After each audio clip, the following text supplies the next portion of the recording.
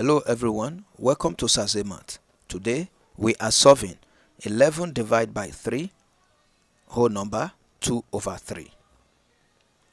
To solve this equation, we have to begin by changing this mixed fraction or mixed number into improper fraction. So let's begin with that. We have 11 divided by 3 times 3 all over 3 plus 2.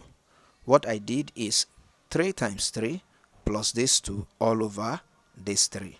So we have 11 again, divide by 3 times 3 will give us 9. 9 plus 2 will give us 11. 11 over 3. Now using the KCF rule, alright, where K stands for keep, C stands for change the division into multiplication, and F stands for flip the fraction. So we are keeping this 11. C stands for change, we change division to multiplication, and then we have to flip this 11 over 3 into 3 over 11. Now 11 divided 11 is 1.